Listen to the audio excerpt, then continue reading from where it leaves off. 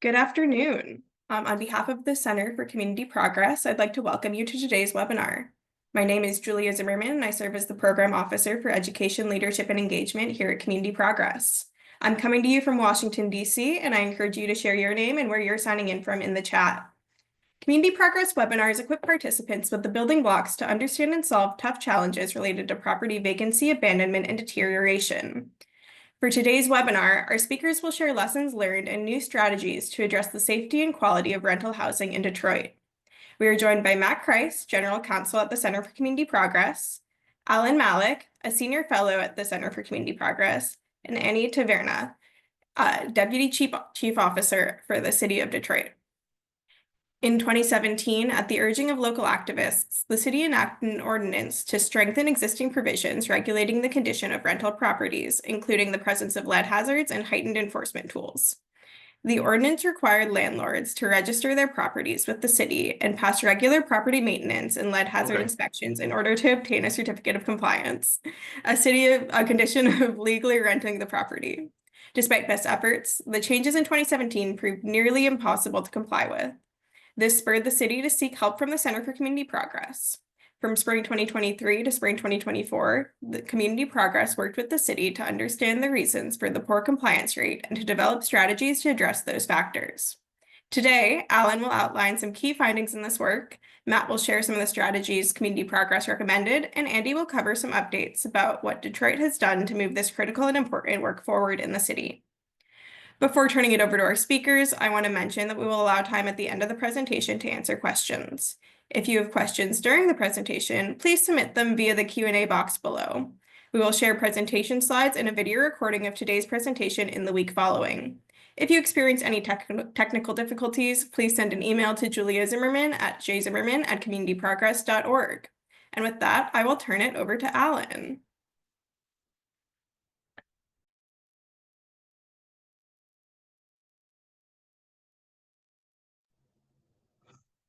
Thank you, Julia, and good afternoon.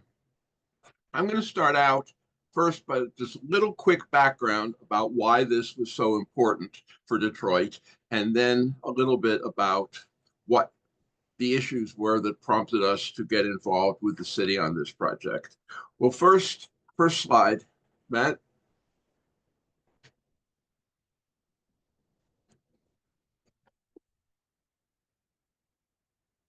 Are the slides up?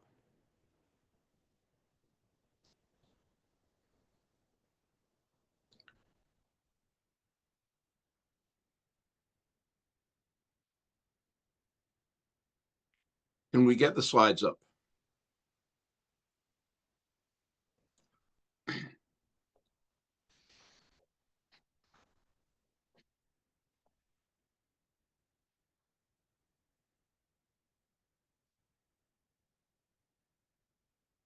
Great. Okay. First, this just gives a quick background on how important rental housing and single-family rental housing in particular is for Detroit and the people in Detroit. And I'd just like to flag that over half of all of the renters in Detroit are people of very low income. And we're talking about roughly 70,000 households.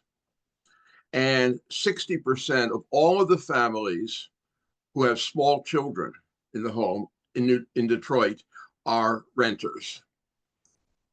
And so the rental house, basically the private rental housing stock and the single family rental housing stock in particular, are the principal means by which low and very low income families in Detroit, especially families with small children, find housing.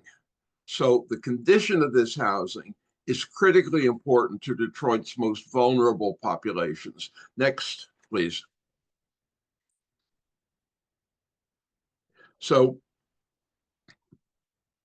one thing, and there are a few things missing here, but basically the 90% of the properties, not necessarily the dwelling units, but 90% of the rental properties in Detroit are single family homes.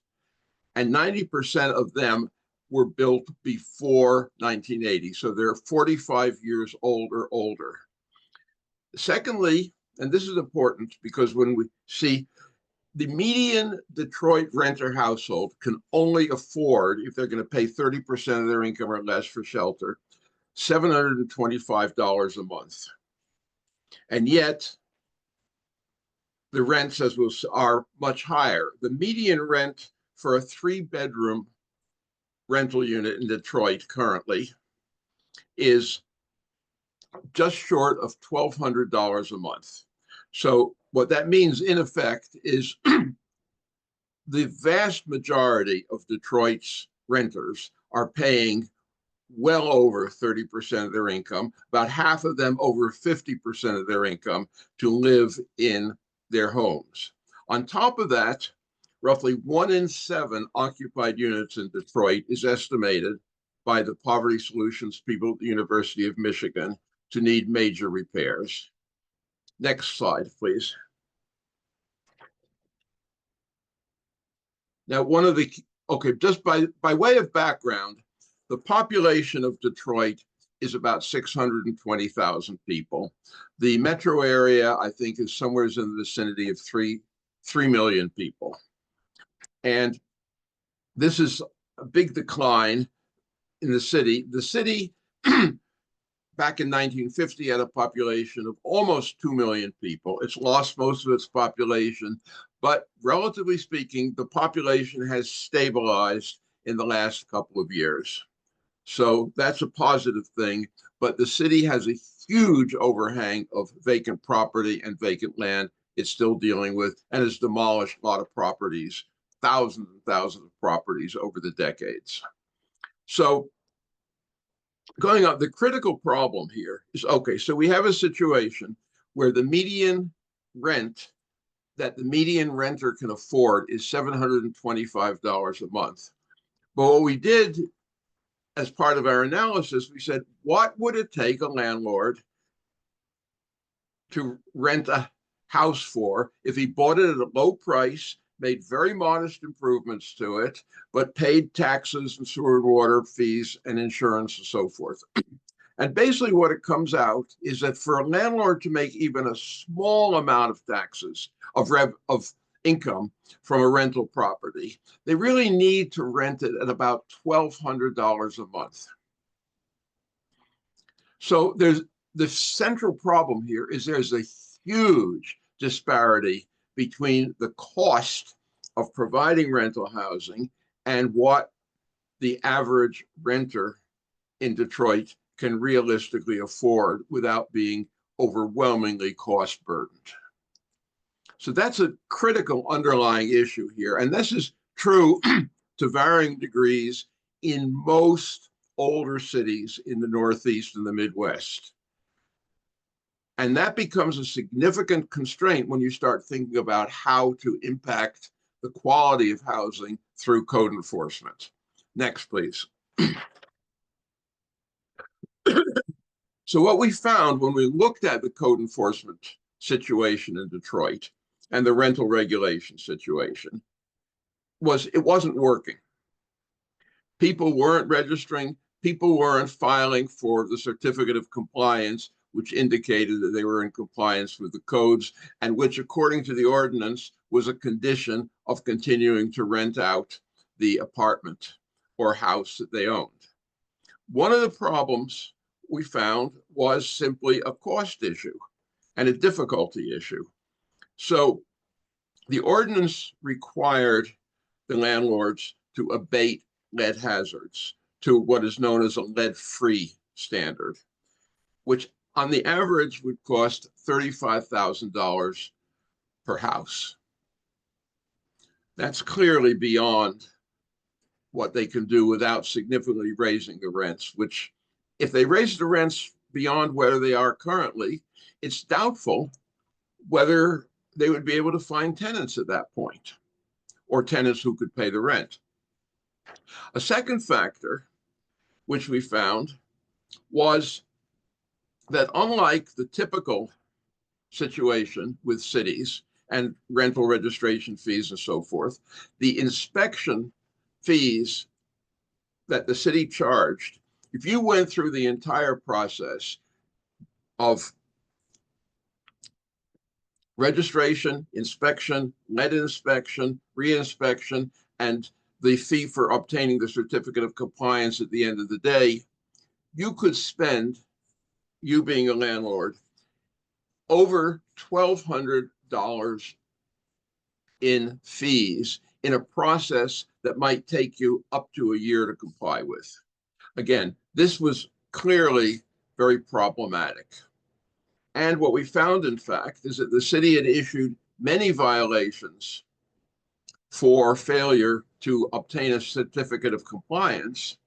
But of the ones that they issued violations to, less than 10% had ever complied with the certificates to get with the requirements to get the certificate. So in other words, what we had here was an extremely low compliance rate. And as you can see, that from the point the ordinance was first enacted in 2017, over the next 7 years, basically slightly more than 10%, somewhere between 10 and 11% of the estimated total rental properties had gotten into compliance with the ordinance. And in fact, as the graph shows, it looks like the rate of increase in compliance has started to taper off. So clearly, the central problem was the system was not working. The ordinance had all the provisions it needed on paper, but it was not getting compliance on the part of the city's landlord community, which meant that the vast majority of properties in the city basically might be dangerous, might be unsafe, might be unhealthy. Nobody knew. So that was the central issue that the city posed to the Center for Community Progress when we came in.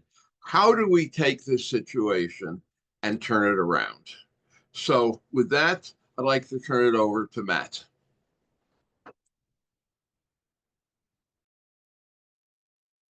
Thank you, Alan. Really appreciate it. Hope everybody can hear me okay.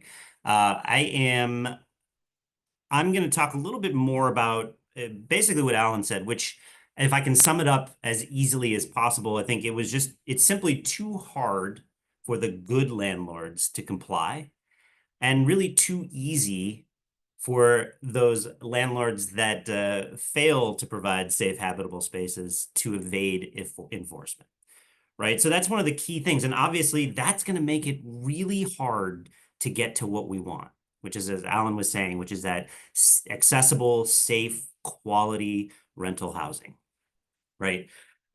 So we spent about a year working with the city and a ton of different partners. We talked to a lot of folks. We talked to tenant advocates. We talked to landlords. We talked to all kinds of different city departments. And everybody had an incredible story. You know, a lot of landlords we met with, they cared very deeply about providing a good quality product. But a lot of tenants that we talked about, or tenant advocates that we talked about the real challenges without having even major systems within the homes that they were working on. And so I think that were all really good stories, but I think what we came out to is an overarching takeaway to say it's far better, to bring a majority of Detroit's rental units into compliance with perhaps a little bit of a less stringent standard, rather than perpetuating a condition where basically 90% of Detroit's rental units we had no idea if they were meeting a rental standard whatsoever, right? So that's what we sort of made a bunch of recommendations around, and that's what we viewed our work through the lens of it. So we really do agree that a new approach is needed, right? And we offered some ideas there through the lens of rental regulation principles, right? And I want to be very clear that as I say we, I mean very, very much so. It was certainly our team at Center for Community Progress that worked on this, but also we pulled in a lot of great ideas from a lot of stakeholders, some things they were already doing, some things that folks at the city were doing, ideas from other folks, and tried to weave those all together. And we settled on 4 principles. right? Reform must include modifying the existing standards, streamlining the process, and enhancing the tools used to enforce the new standards, right? And that's 1, 2, and 3 there. And then number 4 is it really needs to be more responsive, right? There's a lot of connection and talking with landlords. There's talking with tenant advocate organizations, a lot of other folks out there, and that openness and responsiveness to the challenges that are there need to continue to be a part of that. So under the specific sort of this achievable streamlined enforcement, right? There's a couple of different things here.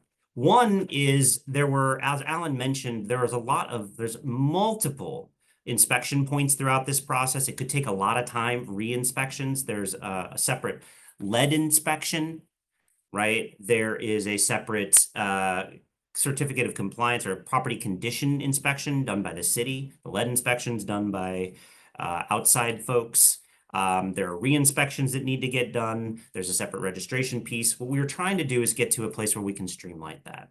Can we get everything done under one inspection and charge one fee instead of multiple fees to multiple places? And then can we look at what the real costs of those things are and sort of scale those down to a more manageable fee so that we can focus on getting the money into the repairs that might need to get done? So that was one thing that we talked about, streamlining it.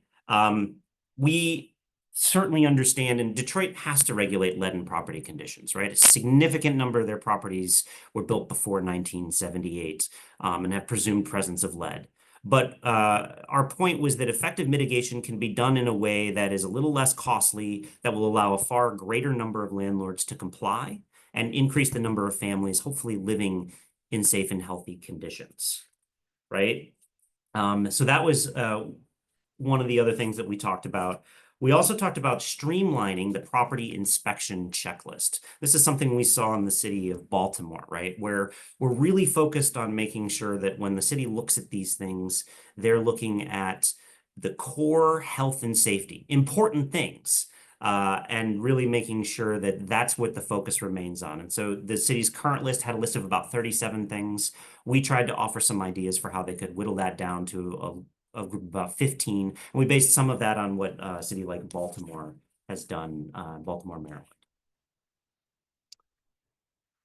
We also suggested that they adopt a more of a performance-based approach. What does that mean? That means it should be easier for those good landlords for providing a safe and habitable space to comply, and a little more painful for those that perpetuate those dangerous living conditions. When we say performance-based, so what do we mean right there? Right? So one of the things that we do is, well, first of all, to have a performance base, we have to understand performance. And that means that we need to leverage what data we have, and using the city's registration system, right? For that enhanced data collection to better understand what are our known rental properties? What are our universe of likely rental properties? You know, we cited a number about 78,000 rental properties in the city of Detroit. But what do we know about those properties? Where are they? Do we know anything else, right? So trying to get a little bit more data about those things. And then ultimately using that data and using some of those other experiences to develop a new fee and inspection schedule that rewards good landlords, right? And also makes it a little bit more expensive and hard to comply. So what does that mean? That means if you are routinely providing good, healthy, safe spaces, right, we should have minimal impact on you. I remember in Minneapolis once, we were learning a little bit more about the Minneapolis rental licensing and rental program. And one of the landlords there said to us, it was a performance-based system where people who ran properties or routinely passed their inspections didn't have to do inspections for like 8 years and paid comparatively low fees.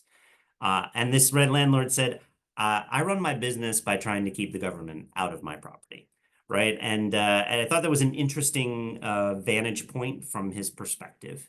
But similarly here, we would suggest maybe a smaller annual fee, and then an inspection timetable of anywhere between 3 and 5 years if you routinely show good things. Whereas if you routinely have problems in your property or demonstrate unhealthy or unsafe conditions, that annual fee would be higher, maybe $300. Inspections maybe every year or 6 months, or maybe a little bit more, depending on the conditions that are there. So again, that performance-based idea there.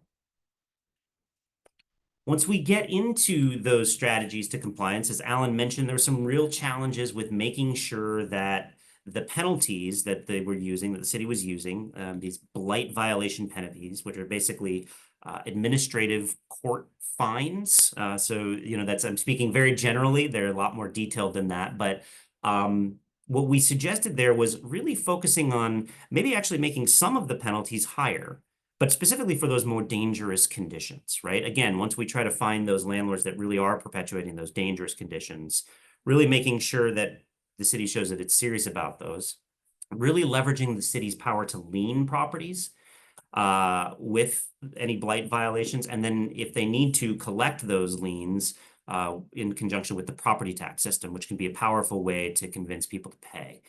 Without that, a lot of landlords were able to kind of evade enforcement, and that's particularly easy to do when you're moving around properties under an LLC name or some other port. We recommended they adopt a number of consistent criteria for court action. So sort of when to bring those extra cases at the court level, and really try to leverage the law department's expertise to be able to get some landlords into court and hold them responsible using tools like receivership and other things like that. And then finally, focusing on compliance, really working to restructure the rental property escrow program.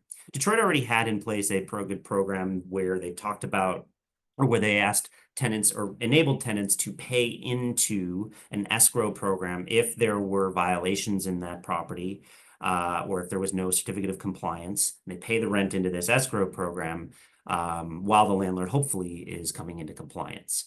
But unfortunately, the requirements for that escrow program were really, really tricky, and they had very low uptake on that program. And so it wasn't a very effective program. So we recommended some specific ways that they could expand the types of tenants who might be qualified for that rental escrow program when there were these types of violations or noncompliance that were really problematic. And then finally, I mentioned that we recommended a number of ways for the program to continue to be more interactive, more open, more responsive. Again, it's not that Detroit doesn't do all of these things. It's that there's just more needed, right? More connection needed, and then more ways to take that information and react to it. And respond to it appropriately. So one of the suggestions was to continue to build an interactive dashboard with real-time data so that people understand in their own neighborhoods, like, which are what properties are compliant, right? What are good properties that have been compliant with the rental program that we want to know about? Continue to enhance tenant protections and education, right? Understanding where and how retaliatory action is taken, and making sure that we solidify that both within the ordinance, which I think was a part of what passed and that Andy will talk about in a minute, and to continue to provide stronger education so tenants understand their rights. So, one of the things that we pointed to in the report was Basta Austin, which is a really interesting organization out of Austin, Texas, that really does help to bring tenant power by really kind of organizing tenants and helping to educate them and understand how to address, how to deal with some of these substandard properties that they might be living in. And then lastly, provide good landlord incentives and trainings, right? These landlords are really important. A good landlord is a critical part of the housing stability in a community, in every community, right?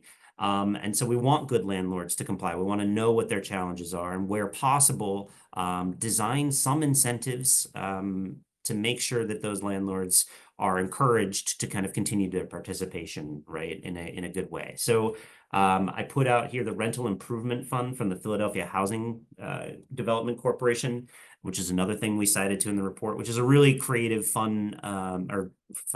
really creative tool that they've created in Philadelphia to allow landlords to get a loan to make certain repairs. Alan talked about the deep disconnect between what a lot of Detroit families can afford for rent and what the median rents in Detroit actually are. And then there's a need for resources to kind of continue to help build that up. So Philadelphia has an interesting one that's worth checking out for folks who are interested. So that's just a snapshot of a lot of the recommendations that we put into the report.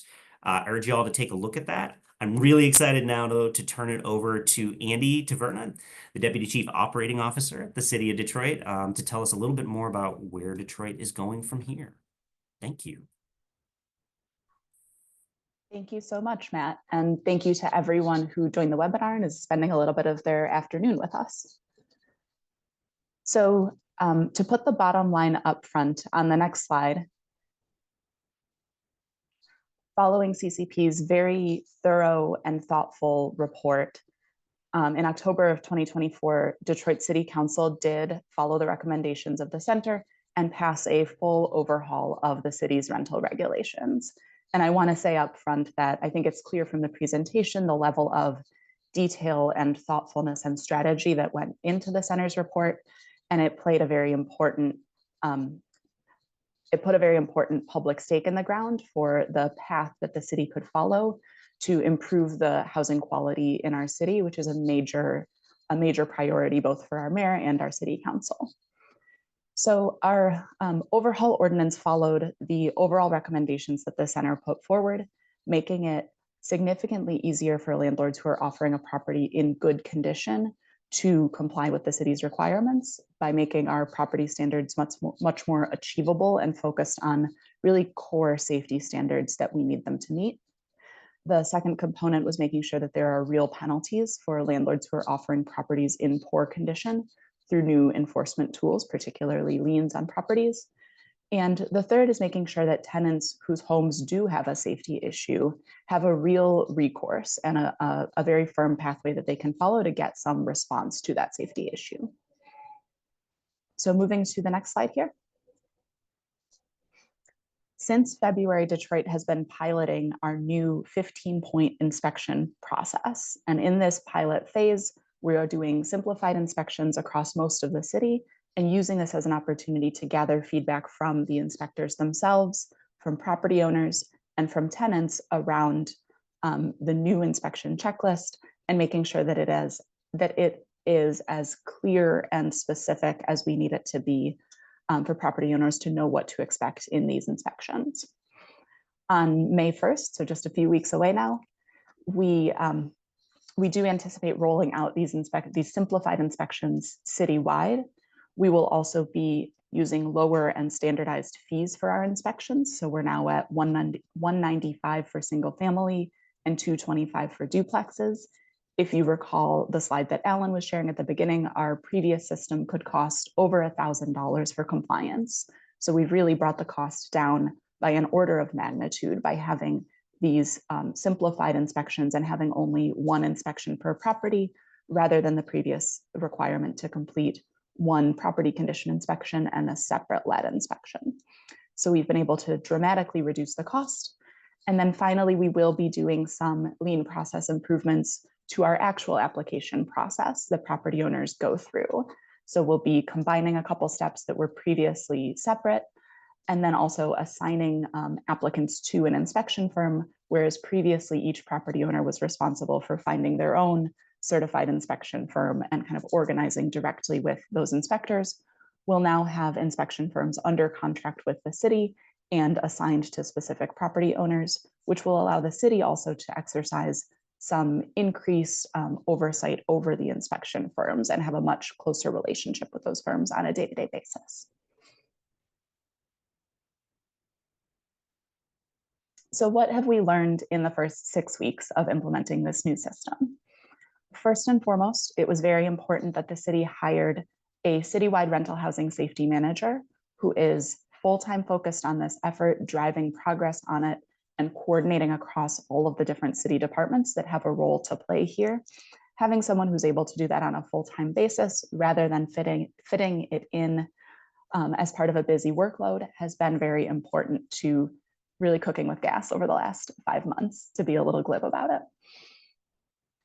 Second, is that it's really come out how much this new inspection process is a change of strategy for the city and culture for our inspectors. So building inspectors were previously used to, over many years, doing not just a 37-point home inspection, but also looking at any other property maintenance code violation that they saw at that property. So they had quite a bit of individualized discretion and a really broad breadth of different violations that they could write. And in the new 15-point process, as we've said a few times, we're very focused on core health and safety issues in the home, habitability standards, conditions that could pose a major risk to the tenants.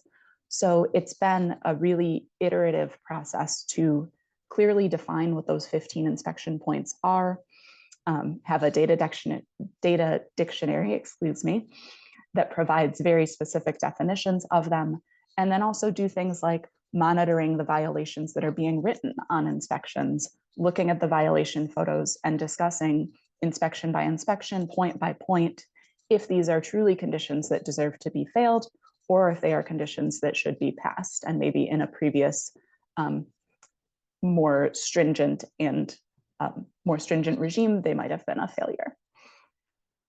The other component that we've taken on there is trainings and guidance materials to inspectors, again, really aiming at standardizing how the inspection plays out for every property owner that comes into our system. Finally, last but not least, the first 6 weeks have really crystallized the level of very intensive and ongoing and individualized outreach that we will need to do to property owners to get property owners coming into this new system. And I will talk about that a little bit more on the next slide.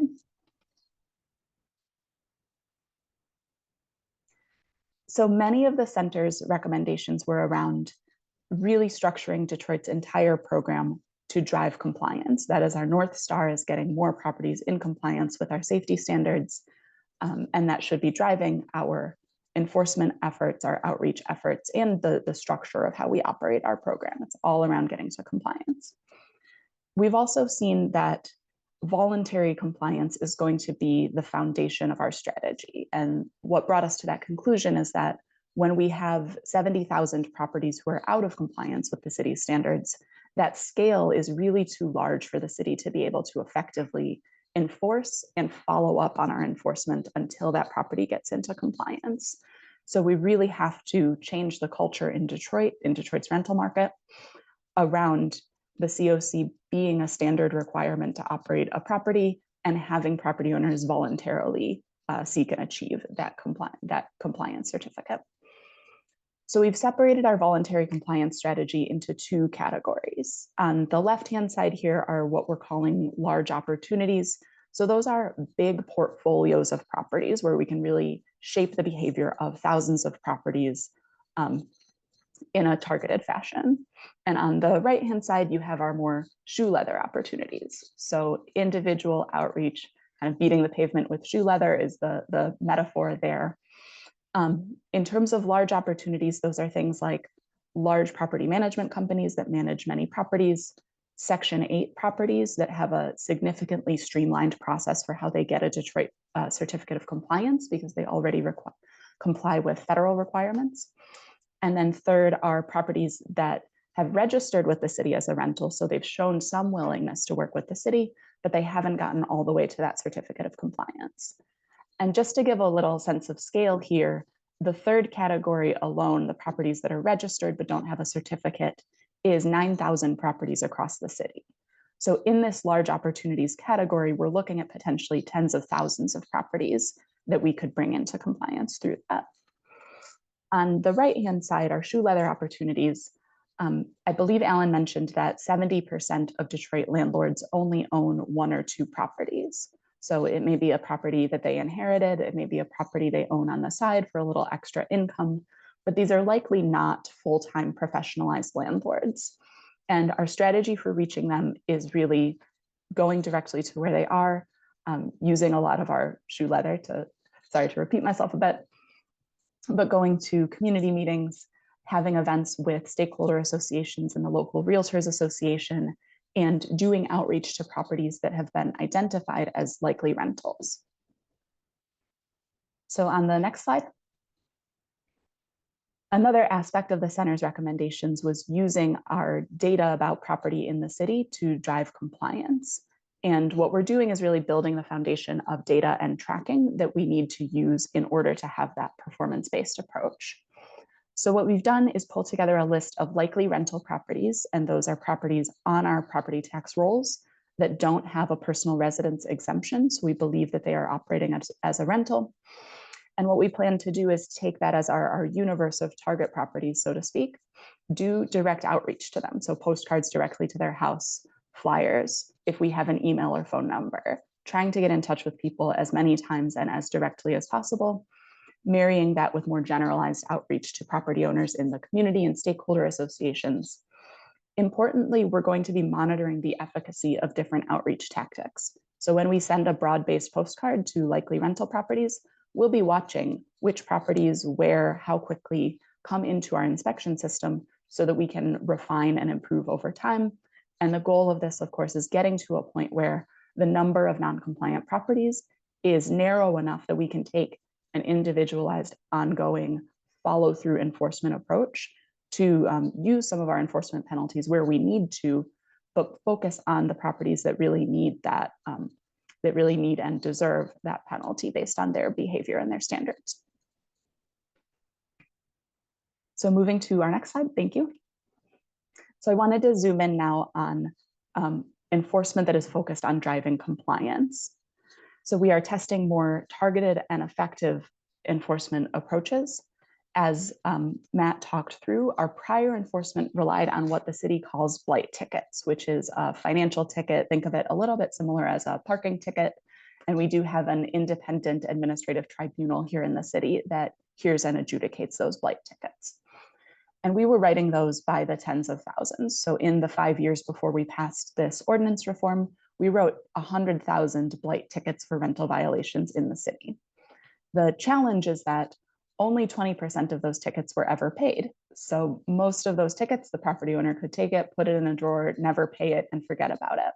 And what that meant was that there wasn't a really effective penalty for properties that simply chose never to get a certificate of compliance. So what we'll be doing in terms of new enforcement tactics, first and foremost, is converting some unpaid tickets into a lien on the property, as Matt was outlining. And liens on a property are enforced in the same manner as property taxes. And ultimately, if that lien isn't paid, it can lead to foreclosure of the property.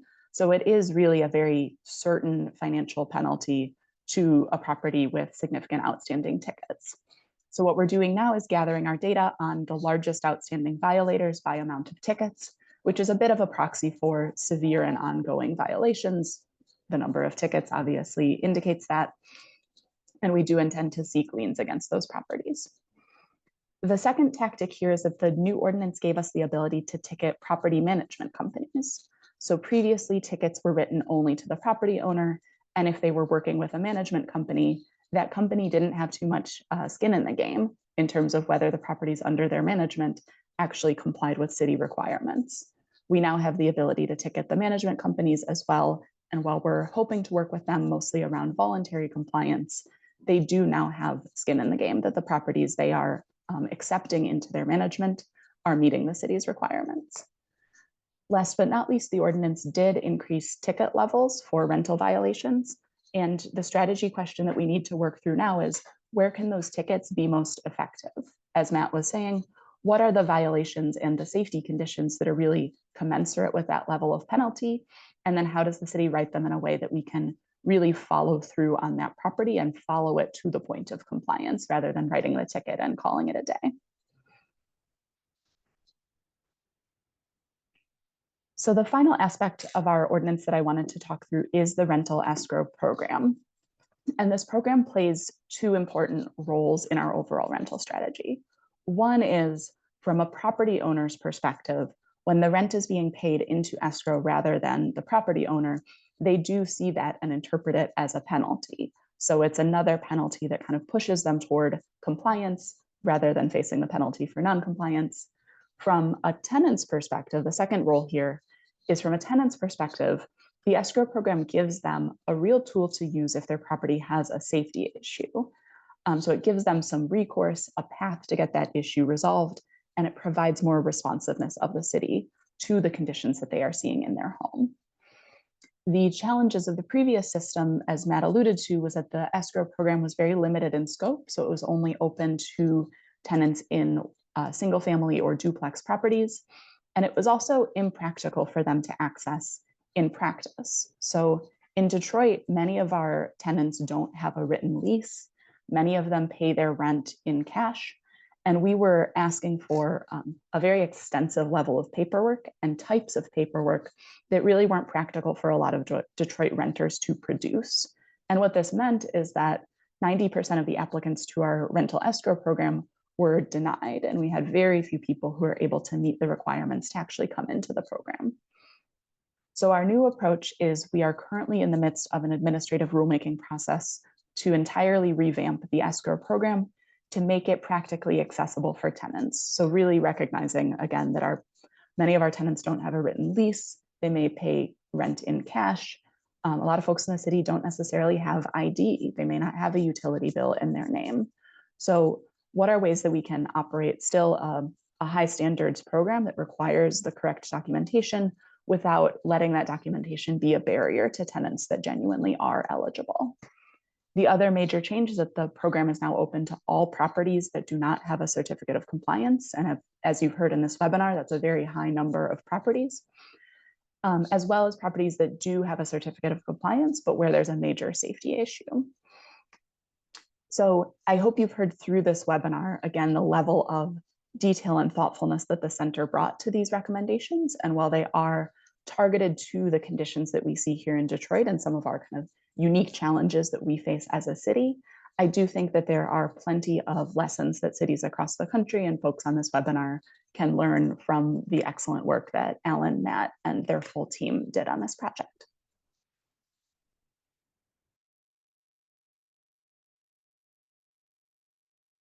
Excellent. Thank you so much, Andy. That was fantastic. Really appreciate all the information. I think you, me, and Alan are gonna field a few questions that came up. There's a couple that came up in the Q&A. I can bring those up, and we will try to get our best to get to as many of them as we can.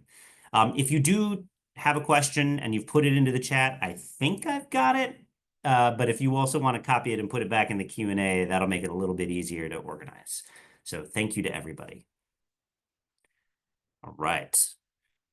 So one of the first questions there is, how do you even find out-of-state LLC landlords in order to work with them on compliance?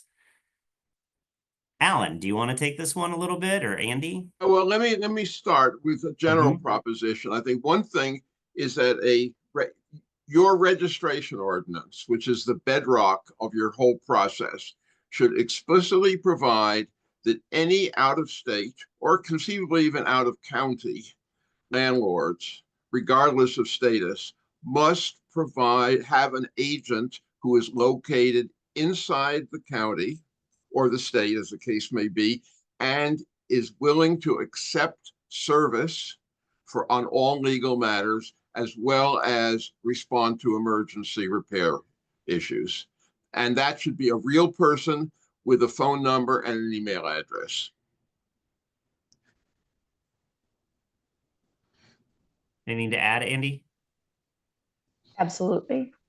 So Alan is absolutely right. If they are registered as a rental with the city, we do have contact information that we use.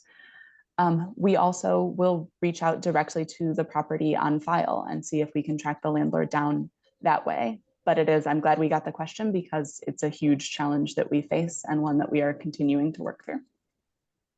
And I should add, a huge challenge everywhere, not just Detroit, for sure.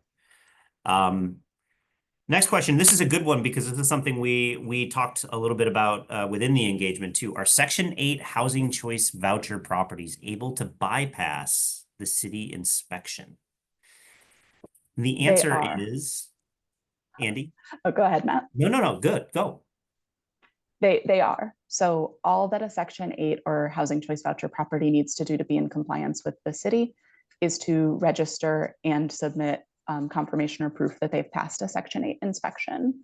And through the center's engagement, we also expanded that pathway to properties that had gotten either state or local funding for affordable housing developments, because they also go through very extensive property inspections. So we felt there was no need to do a duplicative city inspection. We could trust those higher standards inspections and simply issue our certificate. Yeah, let me add just briefly one thing. That's absolutely right. But in my experience, the city should actually see how well the local housing authority or other agency that's responsible for doing the HUD inspections on Section 8 voucher properties is doing, to make sure that they are doing a good job. Most are, but some may not be. So it's important to at least monitor what the housing authority and other people are doing to make sure that the standards on paper are completely consistent with reasonable city standards, and there's no need to change them, but make sure they are in fact enforcing them properly.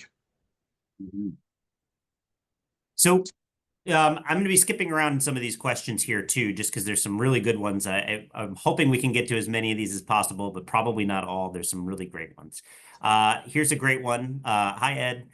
What does only enforcing the 15-point code provisions do to the rest of the typical housing code provisions?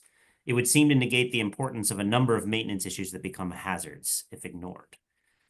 Good answer. Alan, do you want to try this one again, or Andy? Look, the point is you're trying to cover all the properties and make sure they meet basic standards. You're not trying to address all the code issues. Yes, they're all there for a reason, but there are an awful lot of them.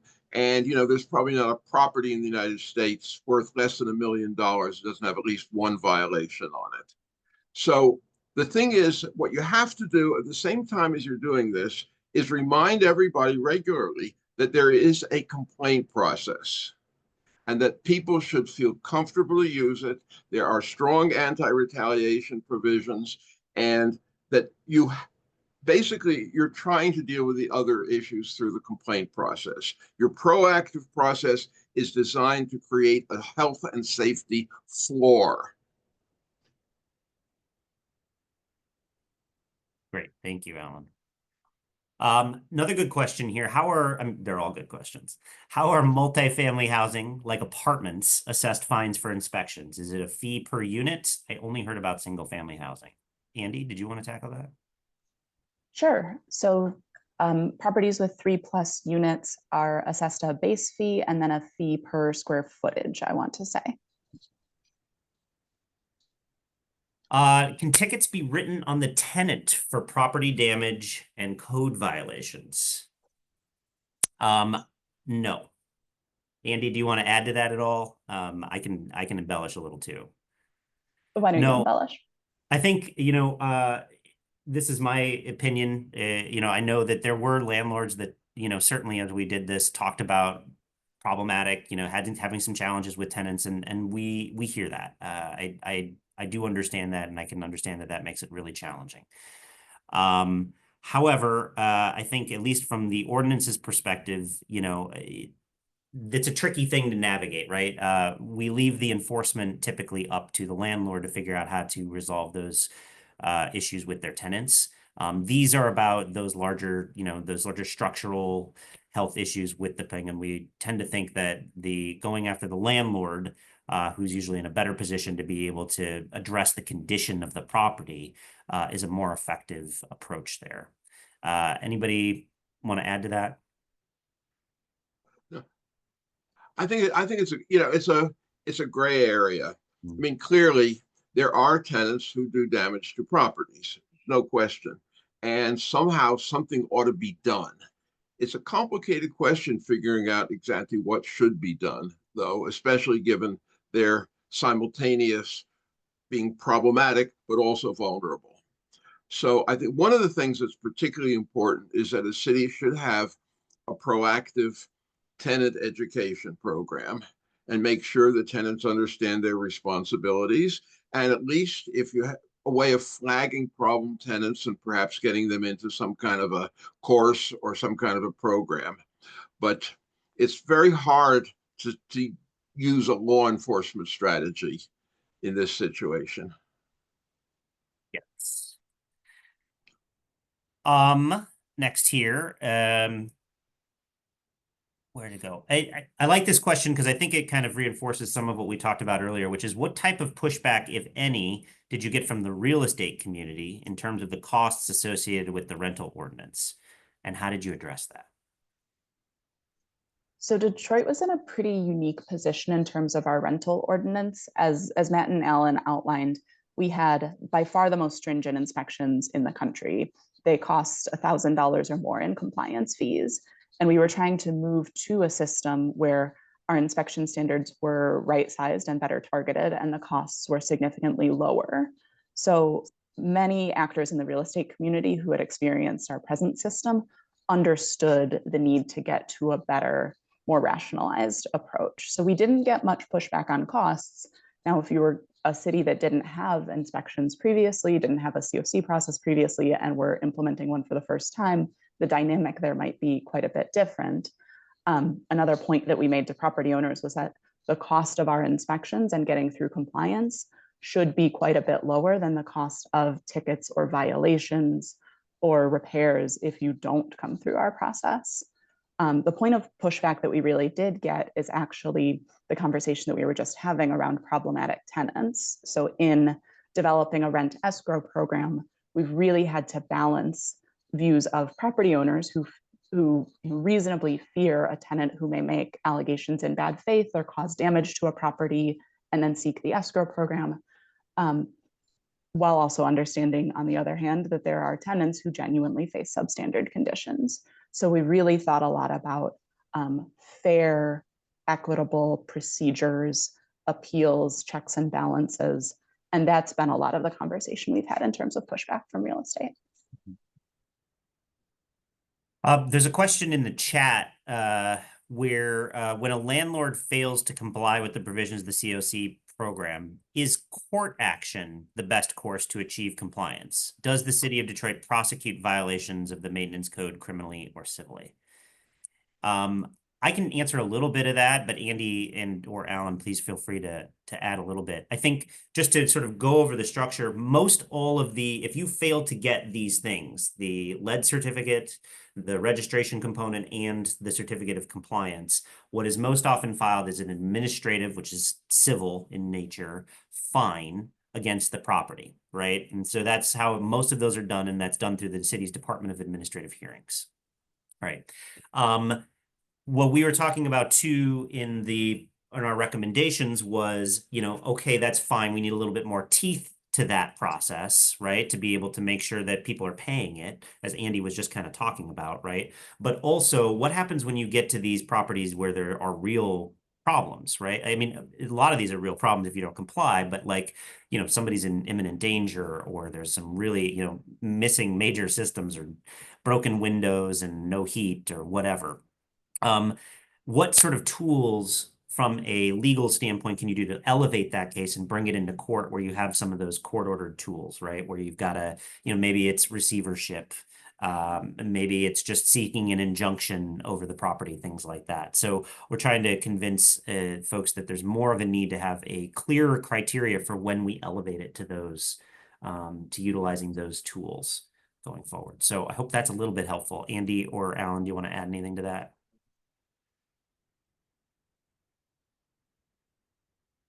I think one thing is that basically, assuming they can fix some of the problems with it, the Detroit administrative process is actually probably about as good a way to deal with the non-emergent issues involving landlords as there is, because you can actually tailor that process to your system rather than being essentially at the mercy of a judiciary that may have a very different agenda.